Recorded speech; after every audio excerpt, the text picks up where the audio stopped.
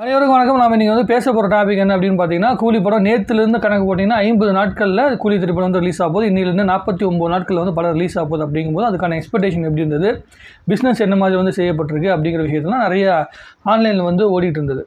அப்புறம் தான் நேற்று ட்விட்டரில் டெய்லி ட்விட்டரில் ஏதோ ஒரு சண்டை நடக்கும், இல்லை ஸ்பேஸில் ஏதோ ஒன்று டிஸ்கஷன் நடந்துட்டு இருக்கணும், ஒன்று அரசியல் சம்மந்தமாக பேசிகிட்டு இருப்பாங்க, இல்லை பார்த்திங்கன்னா சினிமா சம்மந்தப்பட்ட சண்டைகள், வசூல் ரீதியான சண்டைகள் தான் நிறைய போயிட்டே இருக்கும்.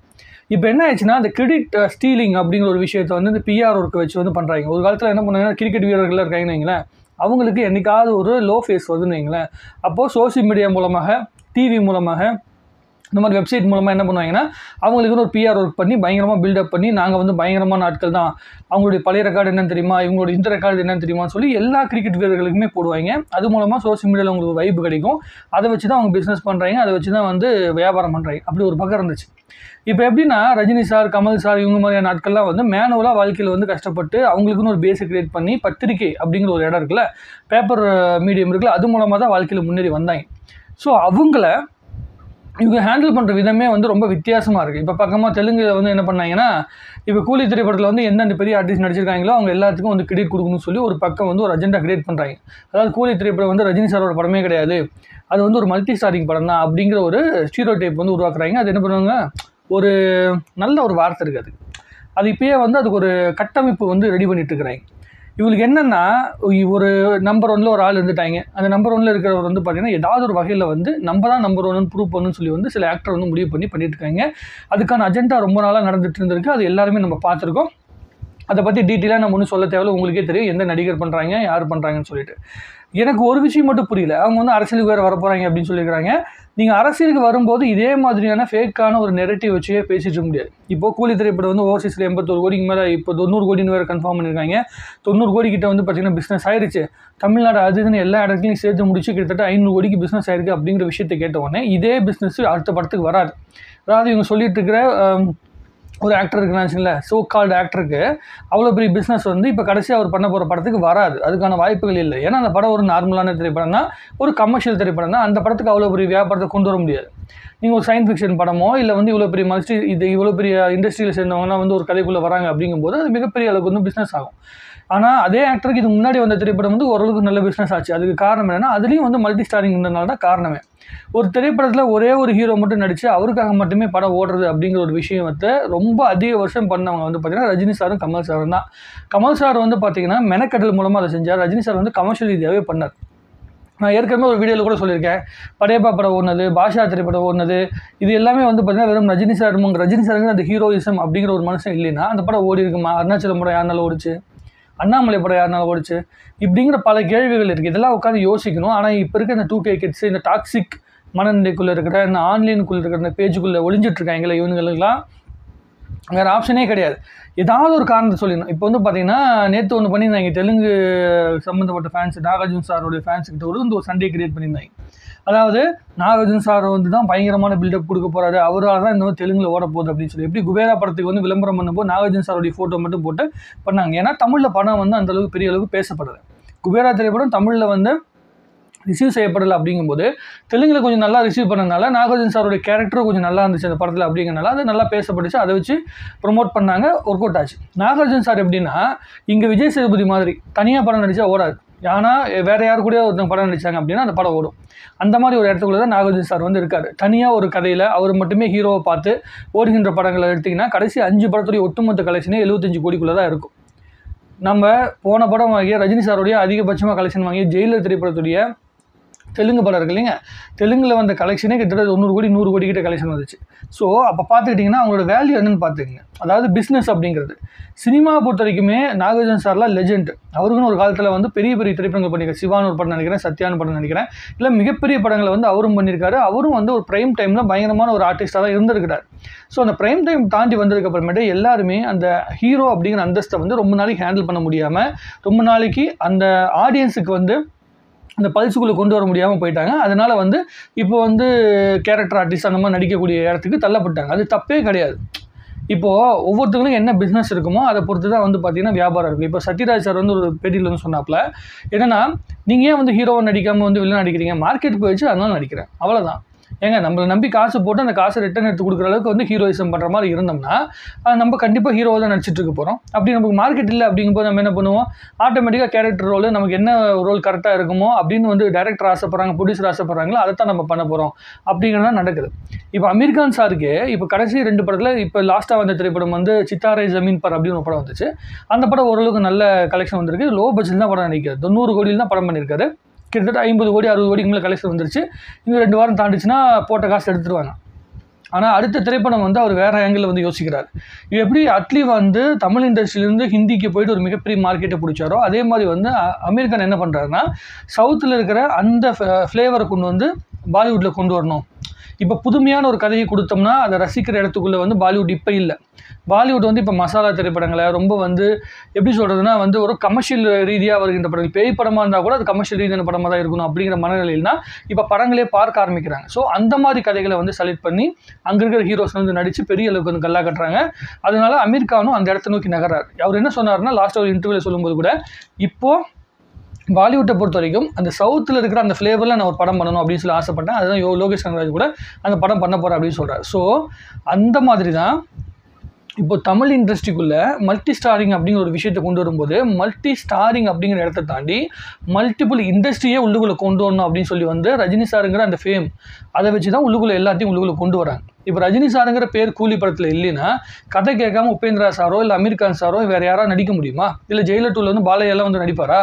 ரஜினி சாருங்கிற பேர் மட்டும் இல்லைன்னா இப்போ இங்கே நீங்கள் நம்பிக்கிட்டு இருக்கிற இந்த சோ கால்டு ஆக்டருக்கு நீங்கள் நினச்சிங்கன்னா கூட இந்த ஆர்டிஸ்ட்டை உள்ளுக்குள்ளே கொண்டு வர முடியாது. எத்தனை கோடி ரூபா காசு கொடுத்தாலுமே அந்த காசுக்காக உள்ளுக்குள்ளே வர முடியாது. நான் வந்து உங்களுக்கு ஒரு 50 கோடி கொடுக்குறேன், 100 கோடி கொடுக்குறேன், என் படத்தில் வந்து ஒரு சின்ன கேமியோ பண்ணுங்கன்னா இந்த மாதிரி ஆர்டிஸ்ட் வர மாட்டாங்க. ஏன்னா அவங்க ஆல்ரெடி அதெல்லாம் பார்த்துட்டாங்க. அவங்கள பொறுத்த வரைக்கும் ஒரே கான்செப்ட் என்னென்னா அந்த கதைக்குள்ளே நமக்கான எசன்ஸ் இருக்கான்னு பார்ப்பாங்க. நம்மளால் பர்ஃபார்ம் பண்ண முடியுமா, நம்ம வந்து அந்த படத்தில் நடித்தோம்னா நமக்குன்னு ஃபேம் அதுக்கு அடுத்த லெவலில் போகுமா அப்படிங்கிற விஷயத்தான் பார்ப்பாங்க. இப்போது அமீர் கான் சார் வந்து மிகப்பெரிய கலெக்ஷன் கொடுத்த படங்களை வச்சுருக்காரு, 2000 கோடி கலெக்ஷன் கொடுத்த படம் வச்சுருக்காரு. ஆனால் தமிழ்நாட்டுக்குள்ளே அமீர் கானுக்கு 100 கோடி ரூபா படம் இருக்கான்னு பார்த்தீங்கன்னா கிடையாது. ஆனால் ரஜினி சாருக்கோ கமல் சாரோ அவங்களுடைய படங்கள்லாம் அங்கே 125 நாட்களுக்கு மேலே 200 நாட்களுக்கு மேலே ஓடின படங்கள்லாம் அங்கே வச்சுருக்காங்க அவங்க.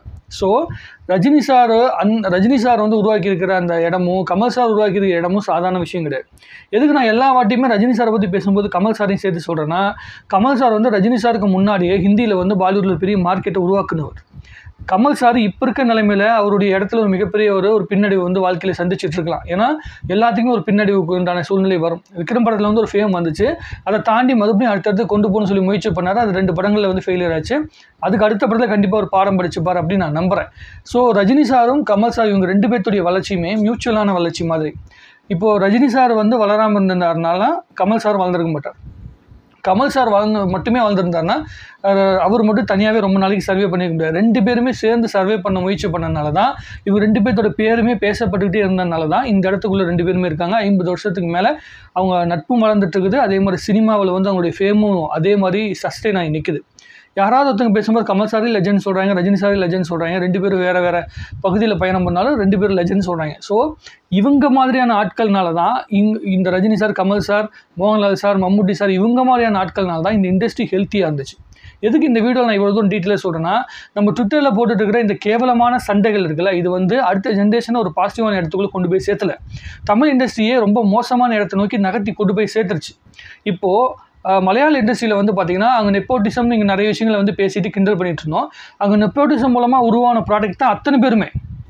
பிருத்திவிராஜ் சாராக இருக்கட்டும், துல்கர் சல்மானாக இருக்கட்டும், இல்லை மோகன்லால் சாருடைய பையனாக இருக்கட்டும், நான் எப்படி சொல்கிறது ஃபகத் ஃபாசிலாக இருக்கட்டும், எல்லாருமே நெப்போட்டிசம். அவங்க அப்பாலாம் வந்து சினிமாக்குள்ளே இருந்தவங்க தான் உள்ளே வந்திருக்காங்க. ஆனால் அவங்க திறமையானவர்களாக வளர்த்தப்படுறாங்க, அந்த திறமையை காட்டுறாங்க. அவங்க அவ்வளோ டெடிக்கேட்டிவாக வேலை செய்கிறாங்க. நெப்போட்டிசத்தினால் மட்டுமே யாருமே வந்து பார்த்திங்கன்னா முன்னேற முடியாது. திறமையை சரியான இடத்துல வளர்த்துக்கணும். அப்படிப்பட்ட ஆட்களால் தான் மிகப்பெரிய இடத்தை நோக்கி வந்து நகர முடியும். அதை மலையாள இண்டஸ்ட்ரி பண்ணுறாங்க. ஆனால் தமிழில் அப்படி பண்ண முடிஞ்சுதா? நம்ம என்ன பண்ணோம், ஹீரோயிசம் மட்டுமே பார்த்துக்கிட்டு இருந்தோம். ஆனால் அவங்க இப்போ ரஜினி சார், கமல் சாருமே பீக்கில் இருக்கும்போது எல்லா ஆக்டருமே வளர விட்டாங்க. யாருமே வந்து பெரிய அளவுக்கு வந்து அவங்க 2 பேத்துக்குள்ளே போட்டி இருந்துச்சு. கீழே இருக்கிற பல ஆர்டிஸ்ட்டை வந்து பார்த்திங்கன்னா அவங்க வந்து அந்த கிளாஸ் அது இதுன்னு பண்ணாமல் அவங்களுடைய வளர்ச்சியை மட்டும் பார்த்துட்டு இருந்தாங்க. பிரபு சார் படம் ஓடும், ராமராஜன் சார் படம் ஓடும், மோகன் படம் ஓடும், எல்லாத்தோடைய படங்களுமே ஓடிக்கிட்டு தான் இருந்துச்சு. சம்பளத்தில் வந்து முன்ன பின்ன போட்டு அவங்களுடைய மார்க்கெட்டை பிடிக்கணும்னு சொல்லி ஆசைப்படுவாங்களே தவிர இந்த மாதிரி கேவலமான விஷயங்களை ஆன்லைனுக்குள்ளே பரப்பிக்கிட்டு தேவையில்லாத என்ன சொல்கிறது வன்மத்தை ஒரு படம் ஓடிடக்கூடாதுன்னு முன்னாடியே பேச மாட்டாங்க. அங்கே ஒவ்வொரு படத்துக்கும் என்னென்ன உழைப்பு போட்டாங்களோ அந்த உழைப்புக்கு உண்டான மரியாதையை எல்லாருமே கொடுத்துட்டே இருந்தாங்க.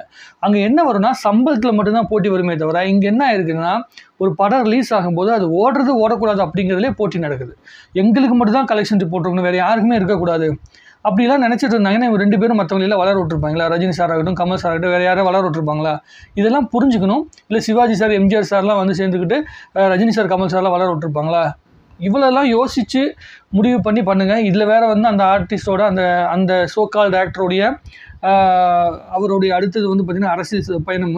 இப்போ இந்த அரசியல் பயணமில் இப்போது சினிமாவுக்குள்ளே இருக்கிற ஒரு அழகான ஒரு என்டர்டெயின்மெண்ட் இண்டஸ்ட்ரிக்குள்ளேயே ஒரு பாசிட்டிவ் இம்பேக்டை எல்லாத்தையும் ஒன்று சேர்த்து ஒரு இடத்துக்குள்ளே கொண்டு வர முடியல. அப்படிங்கும்போது எப்படி வந்து அரசியலுக்குள்ளே எல்லாத்தையும் ஒன்று சேர்த்த போகிறார் அப்படிங்கிற விஷயத்த தெரியவே இல்லை.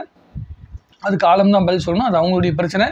என்னை பொறுத்த வரைக்குமே ரஜினி சார், கமல் சார் 2 பேருமே தன்னோட லைஃப்பில் கடைசி கட்டத்தில், அதாவது சினிமாவில் வந்து பார்த்திங்கன்னா கடைசி காலத்தில் வந்து இருக்கிறாங்க. அவங்க வந்து இன்னும் 2-3 படங்கள் பண்ணலாம். அதுக்கு மேலே வந்து அவங்களுடைய உடல்நிலை ஒத்துழைக்கிறது அப்படிங்கிற விஷயத்தை விட அவங்களுக்கு அவ்வளோதான். அவங்க ஒரு மிகப்பெரிய அளவுக்கு வந்து பார்த்திங்கன்னா பயணம் பண்ணிட்டாங்க. அந்த நேரத்தில் ஒரு மிகப்பெரிய ஒரு பீக் மொமெண்ட்டில் வந்து பார்த்திங்கன்னா இண்டஸ்ட்ரியில் வந்து அவங்க இருக்கணும் அப்படின்னு சொல்லி ஆசைப்பட்டு அதுக்காக உழைக்கிறாங்க.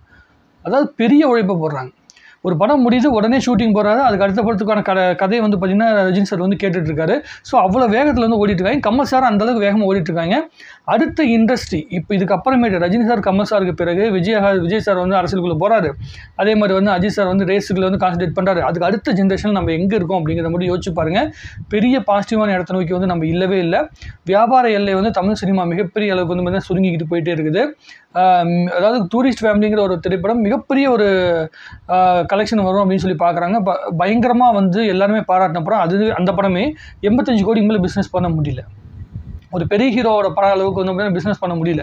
எனக்கு என்னென்னா ஒரு பெரிய ஹீரோட படம் வந்து 300 கோடி பிஸ்னஸ் ஆகுதுன்னா சின்ன இந்த மாதிரி திரைப்படங்கள் வந்து ஒரு 200 கோடி ரூபா வரைக்குமாச்சு பிஸ்னஸ் ஆக ஆரம்பித்தாதான் இண்டஸ்ட்ரி வந்து பெரிய அளவுக்கு வந்து வளரும். எப்படி வந்து மலையாள இண்டஸ்ட்ரியில் வந்து பார்த்திங்கன்னா மோகன்லால் சார் எம்புரான்னு ஒரு படம் வந்து பயங்கரமான ஒரு படம் பண்ணுறாரு. அதுக்கு அடுத்த திரைப்படம் வந்து தொடரும் அப்படிங்கிற ஒரு படம் பண்ணுறாரு. அந்த தொடரும் திரைப்படமும் 150 கோடி கலெக்ஷன் வருது. ஆனால் ரொம்ப ரொம்ப நார்மலான படம், ரொம்ப லோ பட்ஜெட் படம். ஆனால் மிகப்பெரிய அற்புதமான ஒரு கலெக்ஷன் வந்து எடுக்குது. அந்த மனநிலைக்குள்ளே நம்ம இண்டஸ்ட்ரியோடைய, அதாவது அடுத்த ஜென்ரேஷனுடைய ஹீரோஸை நம்ம பார்க்க ஆரம்பிச்சோம்னா நம்ம தமிழ் இண்டஸ்ட்ரி மிகப்பெரிய இடத்தை நோக்கி நகரும். அரசியல் தலையீடு இல்லாமல், அரசியல் கிழிசைகள் இல்லாத படங்களை வந்து பண்ண ஆரம்பித்தாங்கன்னா கண்டிப்பாக கற்பனை வளம் உள்ள கதைகளை வந்து உள்ளுக்குள்ளே கொண்டு வந்து பண்ணாங்கன்னா மிகப்பெரிய அளவுக்கு வந்து பார்த்திங்கன்னா தமிழ் இண்டஸ்ட்ரி மறுபடியும் மீண்டு வரும் அப்படின்னு நான் நம்புகிறேன்.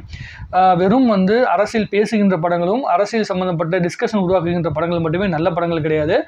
மக்களுடைய கற்பனை வளத்தை, மக்களை வந்து யோசிக்க வைக்கிற திரைப்படங்கள் மட்டும்தான் நல்ல திரைப்படங்களாக இருக்கும். அதை நோக்கி தான் ரஜினி சாரும் கமல் சாரும் பயணம் பண்ணாங்க. அதை நோக்கி தான் அவங்கள ஃபாலோ பண்ண ரசிகரும் அவங்கள வந்து விமர்சனம் பண்ணுகின்ற ரசிகர்களும் நகர்ந்து போகணும் அப்படின்னு நான் நினைக்கிறேன்.